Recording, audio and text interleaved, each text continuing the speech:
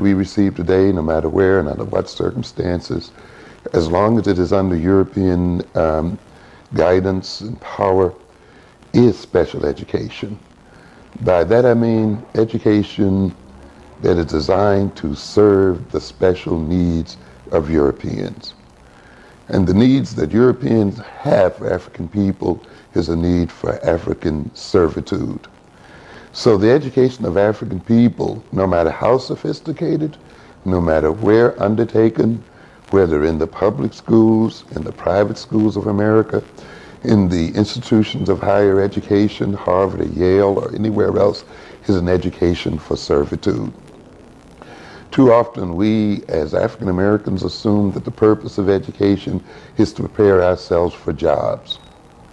We do not ask, why is it that we are not being educated to create jobs for ourselves?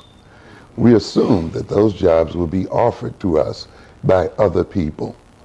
So immediately our education is colored by a need to serve and by a presumption that we will always serve.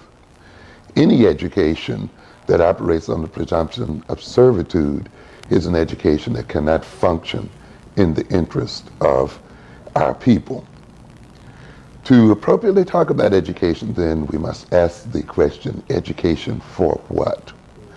We must recognize that the primary function of education is to advance the interest of a people. That education is not primarily for jobs. Education is for survival.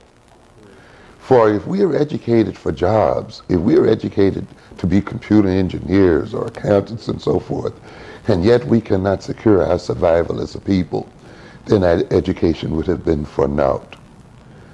Every culture engages in education, no matter how so-called primitive or how so-called advanced.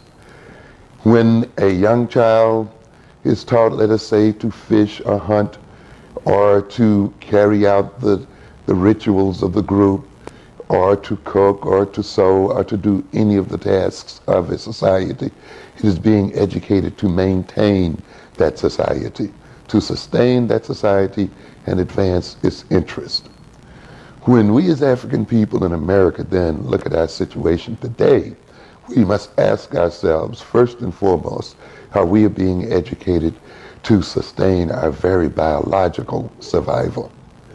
And are we being educated to liberate ourselves from the conditions in which we find ourselves?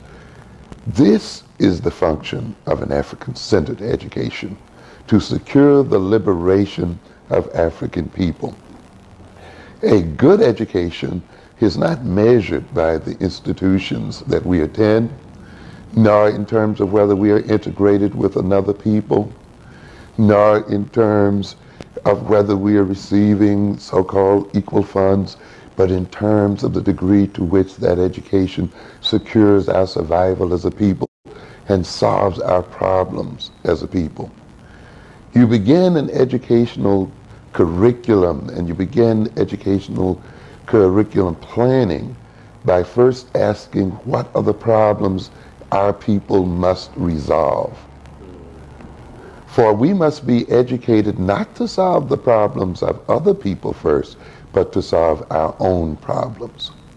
And to do that, we must know what those problems are.